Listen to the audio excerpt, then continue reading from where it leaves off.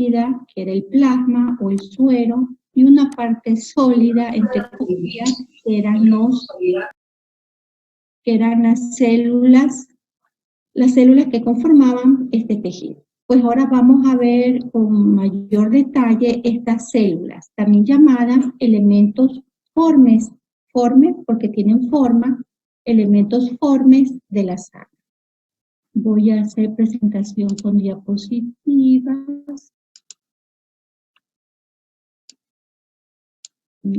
Desde el principio.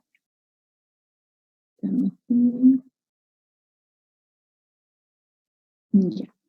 Me indican, por favor, si pueden ya apreciar las diapositivas. ¿Sí? Sí. Ya, sí se ve, ¿no? ¿Está claro? Bueno, voy a empezar. Los elementos formes de la sangre van a ser las células conocidas como eritrocitos o glóbulos rojos o hematíes.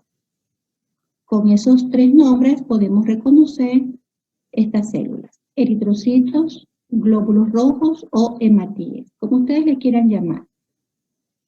Luego tenemos los leucocitos y los trombocitos. Los trombocitos también se los conoce como plaquetas o trombocitos. Eritrocitos, hematíes o glóbulos rojos son derivados celulares, es decir, que no son células completas. Individualmente presentan un color amarillo verdoso, pero cuando se encuentran agrupados y debido a la proteína hemoglobina, es que presentan su color rojo característico. La hemoglobina es el pigmento que le da el color rojo característico a los glóbulos rojos. La hemólisis ocurre cuando el pigmento hemoglobina se separa del eritrocito, ocurriendo la destrucción del eritrocito. Cuando un eritrocito es golpeado o cuando, por ejemplo, en un animal hay un estado de deshidratación, ha tenido fiebre, ha tenido vómito o ha tenido diarrea, sobreviene la deshidratación. Sí han oído sobre la deshidratación, ¿verdad? Nosotros, cuando tenemos sed, es un signo de deshidratación. Usted dice, uy, estoy con sed. Eso es un signo de deshidratación. Entonces usted ya sabe que tiene que tomar agua. En los animalitos ocurre deshidratación, así mismo, por no tomar agua o por lo que les dije, ¿no? Fiebre, vómito, diarrea o por una hemorragia.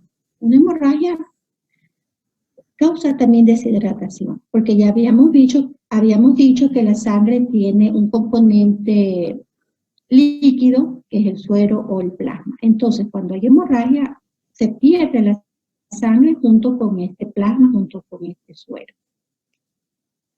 ¿Y qué hace el organismo para compensar este estado de deshidratación? ¿Qué hace? Hace que sus células se destruyan, exploten, se hemolicen, para que el líquido que está dentro de esa célula sea vertido al espacio intersticial y de esta manera compense ese estado de deshidratación.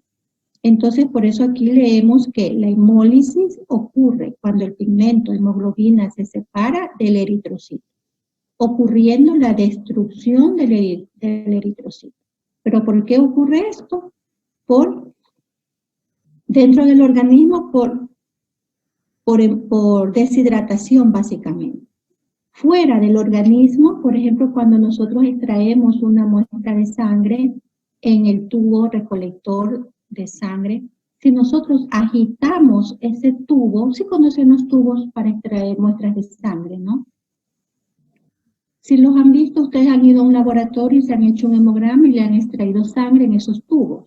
Sí, Miss. Esos tubos son tubos recolectores. Entonces, si usted, por ejemplo, agita ese tubo, lo mueve, las células van a chocar unas con otras y van a chocar contra las paredes de este tubo. Y eso es causa de que el eritrocito se traumatice, se golpee y se destruya, causando hemólisis. La sangre es un tejido muy delicado, por eso hay que tratar, cuando extraemos la muestra de sangre, colocarla en el tubo muy gentilmente, muy suavemente, ¿no? Sin movimientos bruscos. Tampoco esta sangre debemos de colocarla bajo el sol. El sol también causa hemólisis, altas temperaturas o cambios de temperatura. Por eso que cuando extraemos la muestra de sangre, por ejemplo, si un perro está con fiebre, o cualquier animalito que esté con fiebre, que esté, por ejemplo, en 39 grados, 40 grados, 41 grados de temperatura, y si nosotros extraemos la muestra de este paciente febril, y luego, ya una vez en el tubo recolector, la guardamos en la refrigeradora, va a haber un choque térmico. Este choque térmico va a producir hemólisis, va a producir destrucción de los eritrocitos por ese cambio brusco de temperatura. Nosotros deberíamos de tomar esta muestra de sangre, dejarla un tiempo a temperatura ambiente para que vaya disminuyendo esos 40 o 41 grados de temperatura que tenía en el interior del paciente y se ponga al mismo nivel de la temperatura que está en ese laboratorio o en el consultorio o en la clínica. Y luego de 15 minutos, media hora, ahí sí ya colocarla en la refrigeradora, porque la refrigeradora va a estar más o menos como a 10 grados centígrados la temperatura, si no es menos. Entonces, de 40 grados centígrados a 10 grados centígrados va a ser un cambio brusco de temperatura. Y eso es causa de hemólisis. Y eso es un error preanalítico que nosotros como médicos veterinarios no debemos de cometer. Bueno, los hematíes son blandos. Estas células son blandas, flexibles, o sea que se distorsionan su forma y son muy pequeños, ¿no? Por ejemplo, el eritrocito de un perro está entre los 5 y 7 micras. En los gatos es más pequeño aún. Y por lo cual se deforman con facilidad. Esto les permite su circulación por dentro de todos los vasos sanguíneos, por dentro de todos los vasos sanguíneos, inclusive en los capilares. Los capilares son los vasos sanguíneos más pequeñitos, más finitos, más finitos. Por ejemplo, los capilares también se pueden observar, por ejemplo, cuando tenemos una conjuntivitis. Ustedes se han visto que sus ojos se vuelven rojos y ven como unas venitas, unos vasitos sanguíneos se vuelven más visibles. ¿Sí han visto? En la esclerótica del ojo, en la parte blanca del ojo, se ven estos hilitos que son pequeños capilares y están visibles cuando hay una inflamación, cuando hay una conjuntivitis, una inflamación de la conjuntiva. Y aún hay capilares más pequeñitos y por ahí circula el glóbulo rojo, más pequeñitos aún. Los hematíes son las células especializadas encargadas de transportar el oxígeno, O2. Este 2 está muy grande, hay que hacerlo más chiquito. O2, para su aprovechamiento corporal, como también al CO2, dióxido de carbono. Asimismo, el 2 está muy grande, hay que hacerlo más chiquito, para su eliminación hacia el entorno, permitiendo el intercambio de gases entre los tejidos corporales y los alvéolos pulmonares, lo cual es la hematosis. Este proceso en la cual se transporta el oxígeno para su aprovechamiento corporal, como el dióxido de carbono para la eliminación, permitiendo el intercambio de gases entre los tejidos corporales y los alvéolos pulmonares, es la hematosis. Cuidado, se confunden con hemólisis. Hemólisis, destrucción. Hematosis, intercambio gaseoso. Los eritrocitos son las células sanguíneas más pequeñas y más numerosas, y se los cuantifica en millones. Si se han hecho un hemograma y tiene 5 millones de eritrocitos, ¿no? Es millonario en eritrocitos. Bueno, se los cuantifica en millones por milímetro cúbico de sangre. Esta es la forma para describir milímetro cúbico de sangre. MM elevado al cubo. Este 3 también debe ser un superíndice, milímetro cúbico de sangre. La eritropoyesis. ¿Qué es la eritropoyesis? Es la hematopoyesis de los eritrocitos. Es activada automáticamente por la disminución del O2 o del oxígeno sanguíneo, lo cual activará la acción de la hormona eritropoyetina, producida por el riñón. La eritropoyetina estimulará a la médula ósea roja para que produzca más eritrocitos. A ver, por ejemplo, aquí la eritropoyesis. Cuando nosotros recibimos un hemograma del laboratorio, encontramos la cantidad de glóbulos rojos, puede ser puede haber estas dos variantes, ¿no? O los glóbulos rojos están disminuidos y decimos que tiene anemia, ¿no? Disminución de glóbulos rojos, anemia.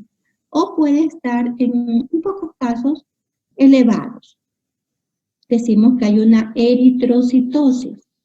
Y ahí nosotros como médicos tenemos que decir, a ver, ¿por qué hay anemia o por qué hay eritrocitosis, un aumento de eritrocitos? Una de las causas para que aumente la cantidad de eritrocitos por arriba del rango normal es la falta de oxígeno o una disminución de oxígeno.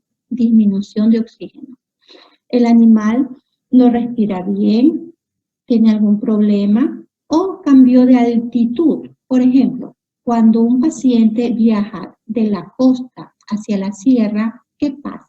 ¿Alguien puede intervenir y decirme qué pasa en la costa y en la sierra para que se produzca una eritrocitosis, un aumento de eritrocitos? Hablando sobre esto, ¿no? Disminución de oxígeno. ¿Alguien puede intervenir? Recuerden que todo esto es gestión de aula, ¿no? Yo puedo calificar una actuación en clase, un aporte a la clase. Por ejemplo, la otra vez un alumno aportó a la clase con un video y eso fue en beneficio de la clase. Así, estoy preguntando ahora en este momento si alguien puede intervenir explicando esto de la eritrocitosis.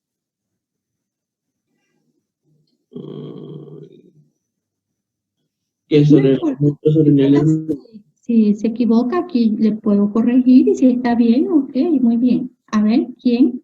Sobre los metros sobre el nivel del mar. Eso. Ya, a ver, hable un poquito más fuerte, por favor. Aquí creo que no puedo, Los puedo subir el volumen.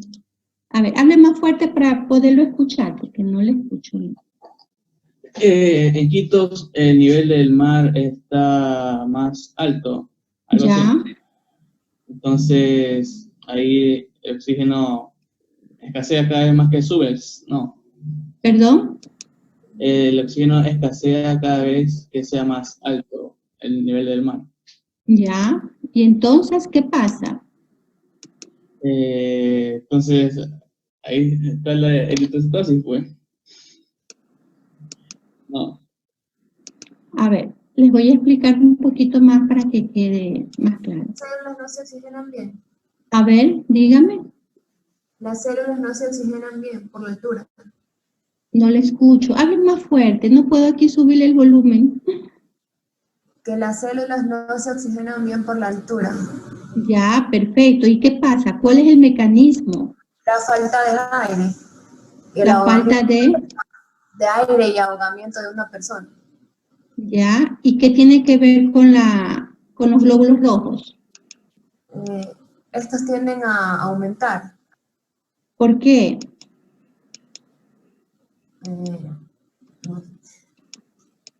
por la acumulación, pues, de esto, de la presión del aire. A ver, para que quede más claro para todos, sí, tienen una idea, ¿no? Pero miren, tiene que ver mucho, aquí está, aquí dice, hormona, ¿sí leen? ¿Cómo se llama esta hormona? ¿Sí están viendo? Eritropoyetina. Esta hormona es muy importante. Esta es como un radar, un detector. Esta hormona detecta una disminución de oxígeno a nivel sanguíneo, la eritropoyetina. Si usted se está asfixiando, si usted no puede respirar bien, la eritropoyetina detecta esta disminución del oxígeno. ¿Y qué hace? Va a estimular a los riñones para que a su vez estimule a la médula ósea roja para que produzca más eritrocitos. ¿Sí?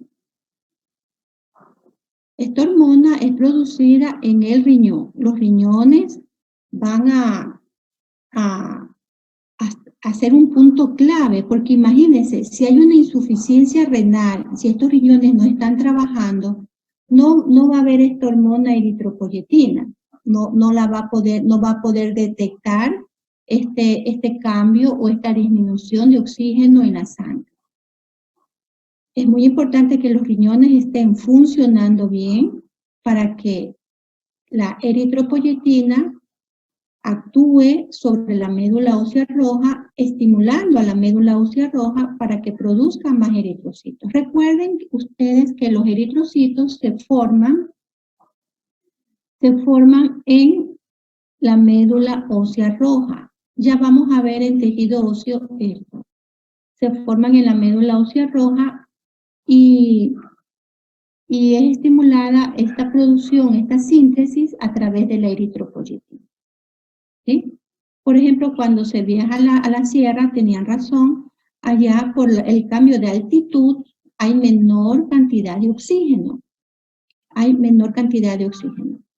Como hay menor cantidad de oxígeno, el organismo, ya sea animal o el humano, va a tener menor oxígeno sanguíneo. Esto va a ser detectado por la eritropoyetina formada en los riñones, y esa eritropoyetina va a estimular a su vez a la médula ósea roja. Y es por esta razón que en la sierra, si ustedes ya pasan más tiempito en las sierras, nos volvemos o se vuelven más sonrojada la piel, la cara, están más rojita la cara, ¿no? Hay un eritema, hay un color más rojo en la cara. Acá en la costa estamos más pálidos, porque tenemos una buena cantidad de oxígeno. Y en la sierra nos volvemos más rojos porque la médula ósea está produciendo más glóbulos rojos. Está produciendo más glóbulos rojos para que transporten el oxígeno a la sangre, porque hay una falta de oxígeno. Entonces, los glóbulos rojos, como son los encargados del transporte de oxígeno, eso hace el organismo para que ese individuo no se quede sin oxígeno, que se puede morir, ¿no? Por falta de oxígeno. No llega oxígeno al cerebro y se desmaya el animal. Sufre un shock por falta de oxígeno. O la persona también, por falta de oxígeno, se puede desmayar. Así que miren, esto es muy importante conocerlo. Bueno, seguimos. Las enfermedades ligadas con la cantidad de eritrocitos son el déficit o la disminución de oxígeno, lo que ya hablamos, perdón, de eritrocitos, una disminución de eritrocitos llamado anemia o un exceso de eritrocitos, ¿no? Llamado también eritrocitosis o policitemia. ¿Qué es la anemia? La anemia corresponde cuando la cantidad de eritrocitos en un animal se encuentra por debajo del rango normal y puede deberse a muchas causas, ¿no? Hay anemia por muchas causas. Luego tenemos el efecto contrario. la eritrocitosis o policitemia. Esta es la patología contraria a la anemia, es decir, que corresponde a la cantidad de eritrocitos en un animal por encima del rango normal. Y también es polifactorial, es decir, que muchos factores pueden producir la eritrocitosis. Yo ahorita les hablé solamente de un cambio de altitud, ¿no? La altitud. A menor altitud, por ejemplo, Guayaquil estamos a 4 metros sobre el nivel del mar. En la sierra, pues hay 2000 metros sobre el nivel del mar. Entonces, eso es un factor. También puede haber otros factores, por eso se dice polifactorial. Lo mismo la anemia también es polifactorial. Los hematíes son las células sanguíneas más abundantes en la sangre, siendo aproximadamente el 96% de todas las células sanguíneas. En los mamíferos son anucleares, es decir, que los eritrocitos de los mamíferos no tienen núcleo, sin nucleares, sin núcleo, son anucleares. También son circulares, bicóncavos, con su zona central deprimida por la ausencia del núcleo. Su citoplasma carece de organelos. Recuerden que las células normales, las células tienen organelos en su citoplasma. Recuerdan las vacuolas, las mitocondrias, el aparato de Golgi. Bueno, todos esos organelos. Acá me está avisando que tenemos 10 minutos. Bueno, acá estos eritrocitos no tienen estos organelos, ¿no? Carecen de organelos. Y en su totalidad se lo encuentra ocupado por la hemoglobina. La hemoglobina, recuerden que era el pigmento rojo de la sangre o del eritrocito, cuya función es la de transportar el oxígeno y el dióxido de carbono, como también la glucosa. Por ejemplo, aquí hay un caso de gangrena diabética, ¿no? Aquí, ¿qué ocurre?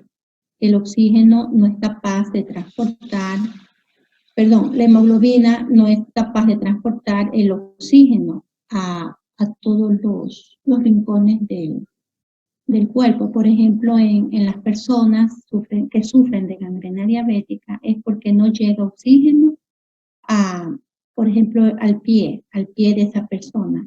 Entonces ese pie se gangrena, o el dedito se gangrena y es por falta de oxígeno.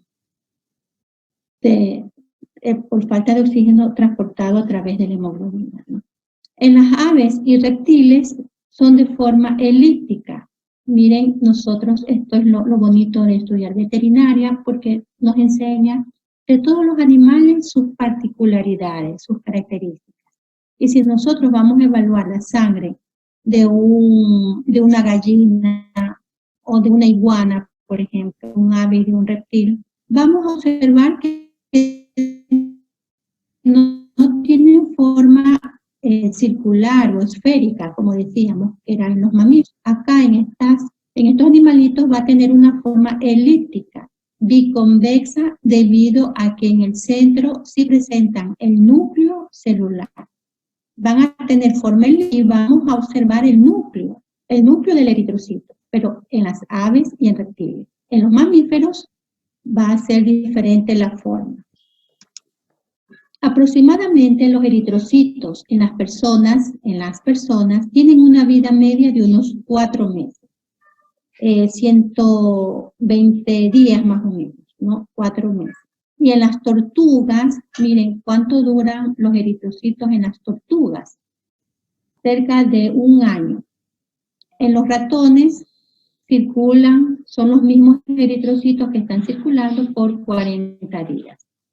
Esto es muy importante conocer porque así vemos, por ejemplo, aquí en los ratones, que es cada 40 días.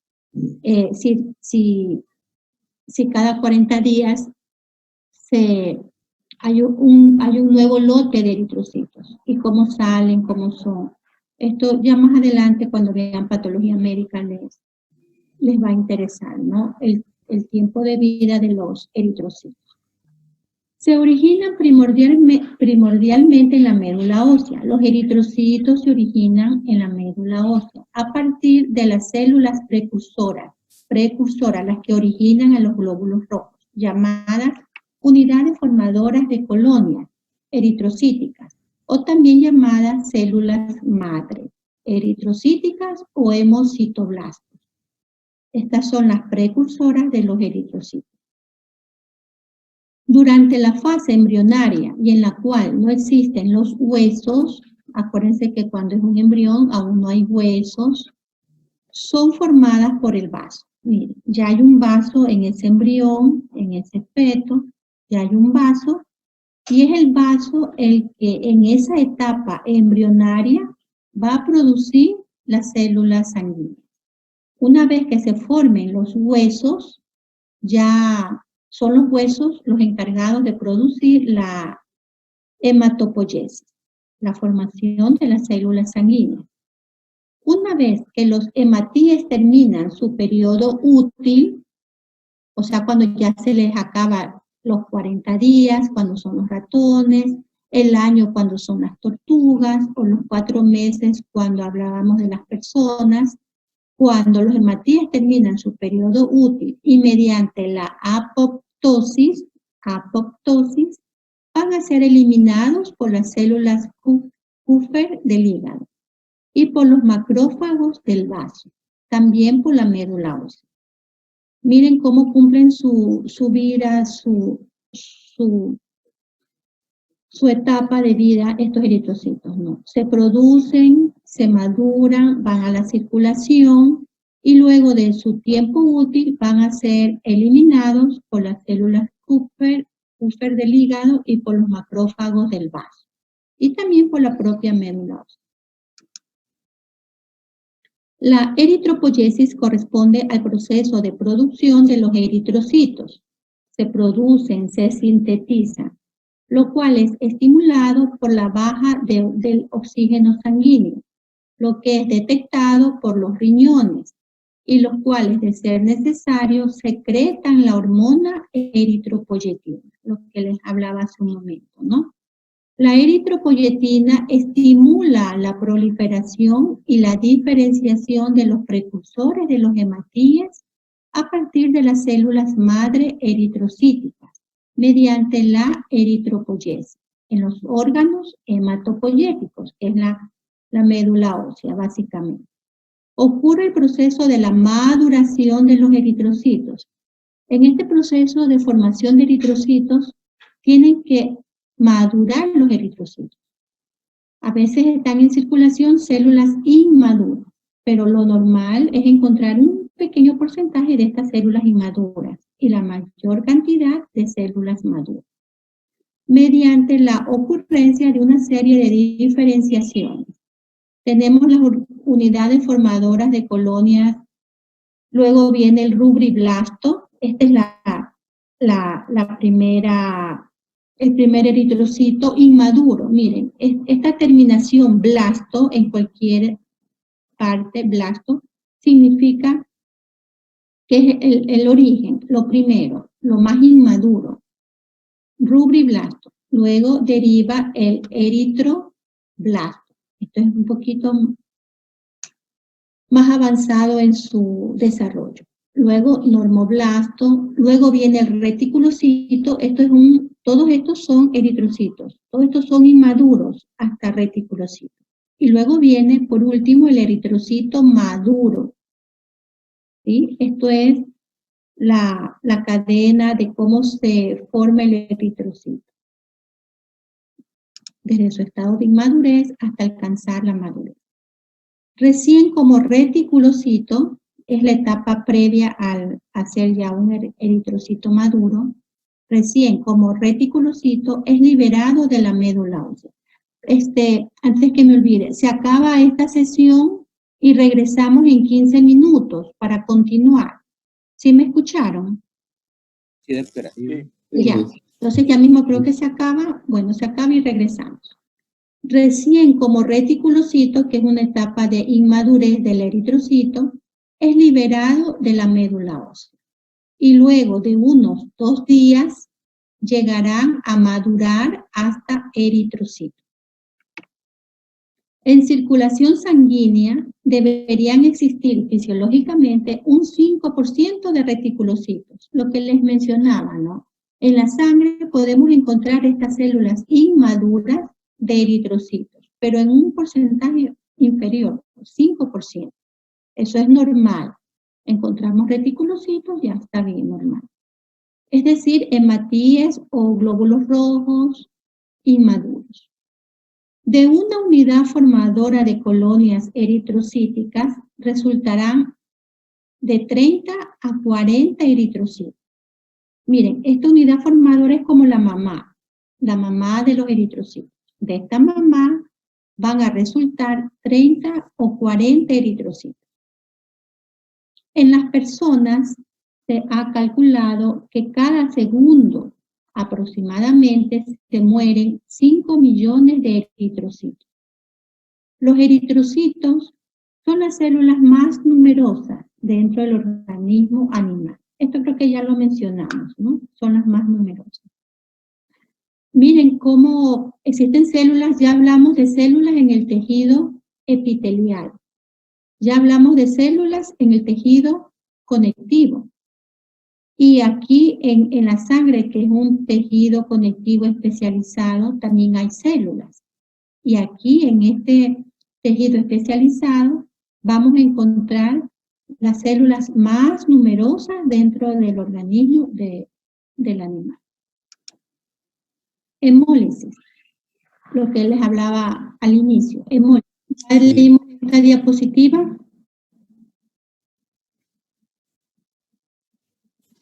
No. No, ya. Como les había dicho, les había comentado anteriormente que era la hemólisis, ¿no? Ahora vamos a leer. Se refiere a la descomposición de los glóbulos rojos antes de su tiempo natural de vida útil. Miren, cuando ocurre la destrucción de los glóbulos rojos luego de su tiempo de vida útil, ese proceso es la apoptosis. ¿No es verdad? Apoptosis es la muerte programada de una célula, entonces si ya cumple el año de vida en las tortugas, los 4 meses en las personas, eso es apoptosis. Pero hemólisis se refiere a la descomposición de los glóbulos rojos antes de su tiempo natural de vida. Es decir, cuando los glóbulos rojos se descomponen demasiado pronto. Se descomponen, se destruyen. Antes de salir hacia la circulación sanguínea desde el órgano hematopoyético, el eritrocito expulsa su núcleo y posteriormente se degeneran todos sus organelos citoplasmáticos. La hemólisis también corresponde a la liberación de la hemoglobina por parte de los eritrocitos e indica daños en sus membranas celulares. Puede ocurrir dentro del organismo animal. Hay hemólisis intravascular, pero la mayoría de las hemólisis ocurren durante y después de la extracción sanguínea. Por ejemplo, existen errores preanalíticos y uno de esos errores es la hemólisis, que es la causada durante la toma de la muestra sanguínea o después de haber extraído la muestra sanguínea, ¿no? Cuando no mantenemos este tubo de ensayo con la sangre contenida en su interior con los debidos, con las debidas normas. Por ejemplo, lo dejamos bajo el sol o lo congelamos en la refrigeradora. Entonces, todo eso va a causar hemólisis. Esos son errores preanalíticos. Pre, es decir, antes, y analíticos, pues antes del análisis, antes de que la muestra llegue al laboratorio. Imagínense, ya esta muestra está deteriorada, ya está en malas condiciones. Y si se realiza un examen en una muestra en estas condiciones, imagínense ustedes los resultados. Van a estar totalmente alterados. Bueno, terminamos con los eritrocitos, que era la mayoría de las células sanguíneas, ¿no? Ahora vamos a ver los leucocitos o glóbulos blancos. Así también los conocemos como glóbulos blancos o leucocitos. Estas son células sanguíneas completas. Aproximadamente conforman el 1% de todas las células sanguíneas. Y cuando se agrupan, toman una coloración blanquecina. Son más grandes que los eritrocitos. Miren, su tamaño es mayor al de los eritrocitos. Y se los cuantifica en miles por milímetro cúbico de sangre. ¿Recuerdan cómo cuantificábamos los glóbulos rojos? Era en, ¿se recuerda? Millones. Millones, perfecto, era en millones. Acá los glóbulos blancos se los cuantifica en miles por milímetro cúbico de sangre. Actúan en la defensa orgánica y es por ello que su número aumenta durante los procesos infecciosos. También aumentan durante las inflamaciones, alergias y en la leucemia. Como son células completas, entonces pueden salirse desde la sangre mediante la diapédesis. Estos glóbulos blancos pueden extravasarse, salir del lumen del vaso sanguíneo. ¿Alguien está hablando? ¿Me quiere decir algo? No. Bueno, mediante la diapédesis, atravesando los endotelios. ¿Recuerdan los endotelios? Esa membrana, ese epitelio que recubre por dentro o el interior de los vasos sanguíneos. Y así actuar en otros tejidos. Es decir, que sí pueden actuar por fuera de los vasos sanguíneos. Por eso encontramos glóbulos blancos en diferentes tejidos, ¿no? Porque atraviesan estas paredes de los vasos sanguíneos. Según la presencia o ausencia de granulaciones, por favor pueden apagar los micrófonos, se oye una interferencia. Si no va a hablar, puede desactivar el micrófono. Y en el momento que usted quiera hacer una consulta, activa el micrófono. ¿Sí? Por favor. A ver. Según la presencia o ausencia de granulaciones en su citoplasma, existen dos tipos de leucocitos, los agranulosos y los granulosos. También se los conoce como granulocitos y los agranulocitos.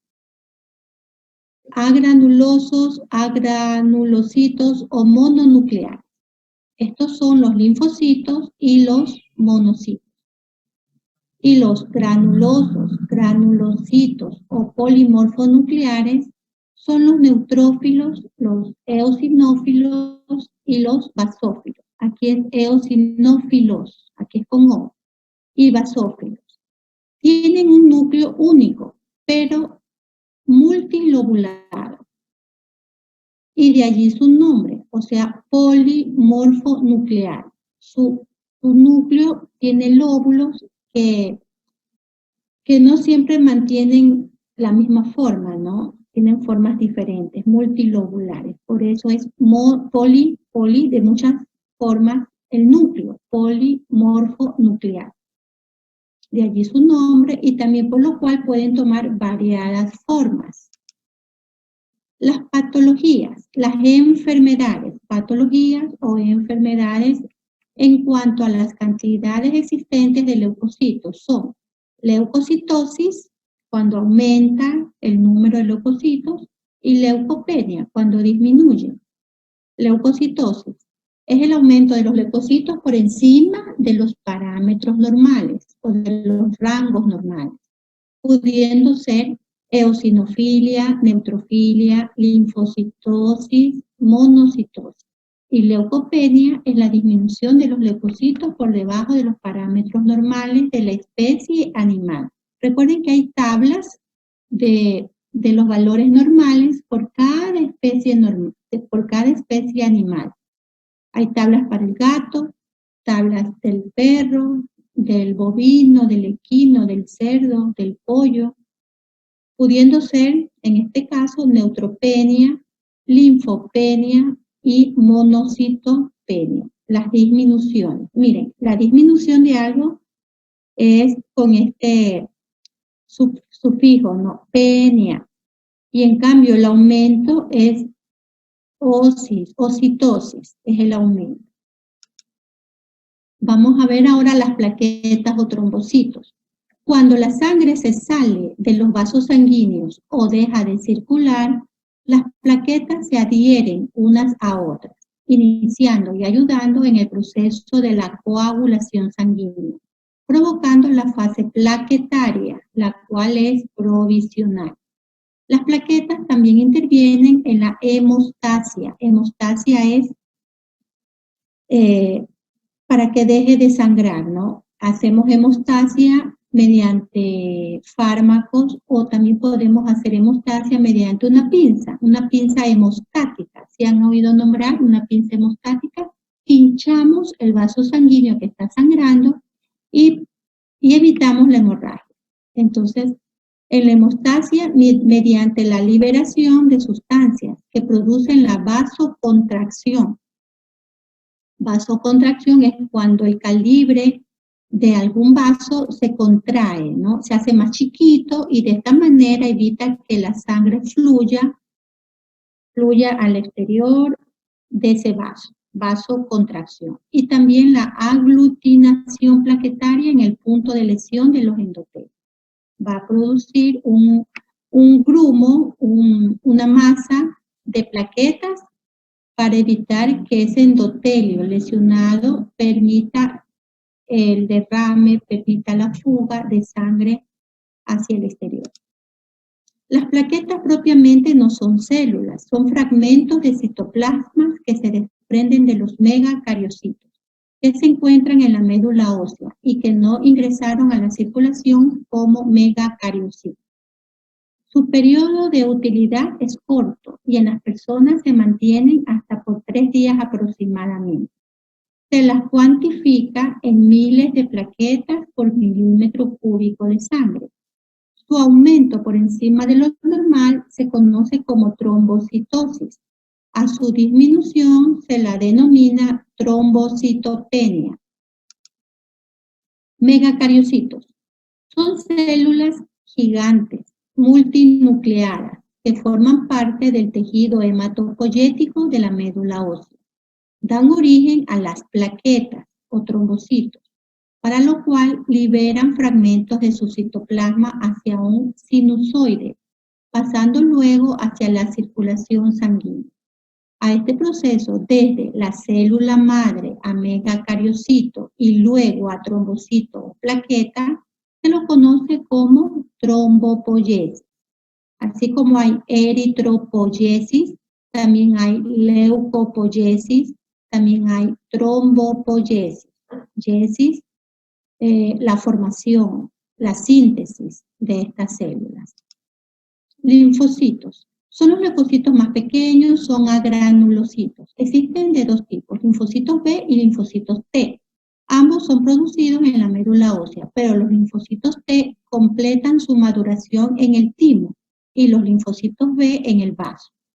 Cumplen un papel fundamental en todos los sistemas de defensa inmunológica del organismo, mediante la producción de los anticuerpos.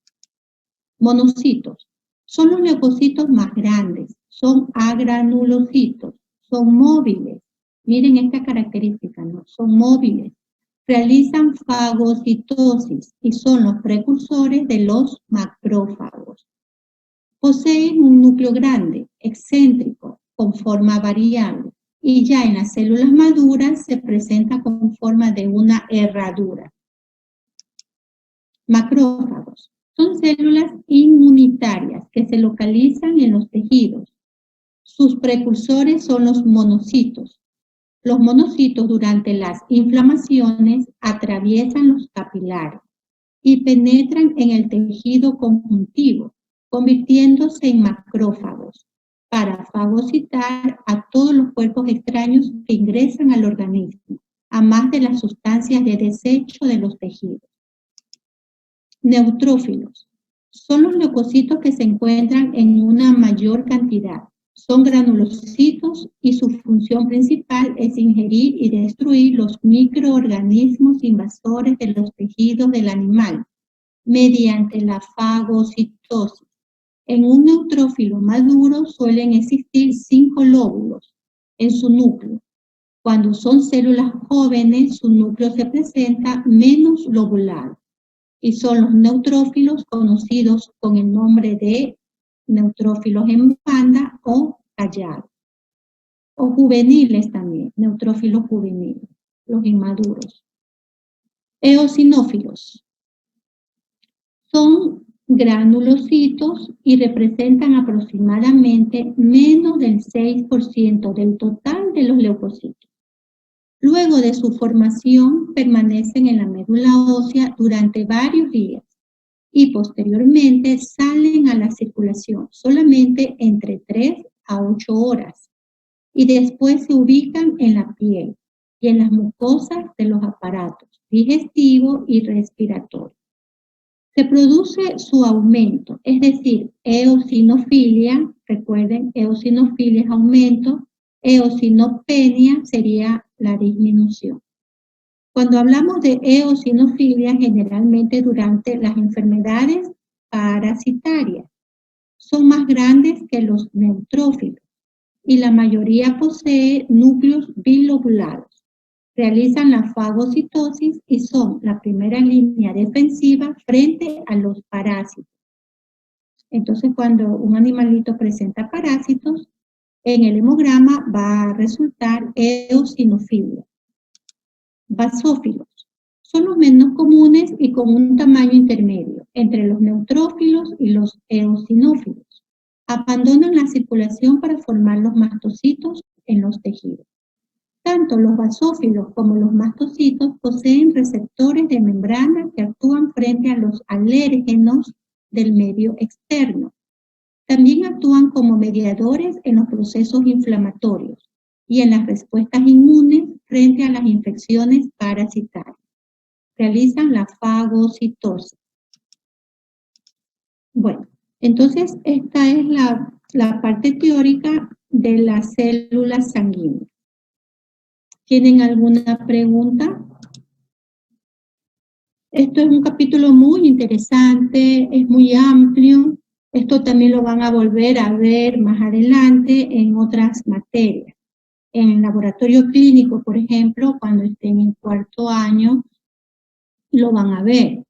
Entonces, esto es nomás una introducción, son generalidades, son las bases para luego que adquieran mayor conocimiento.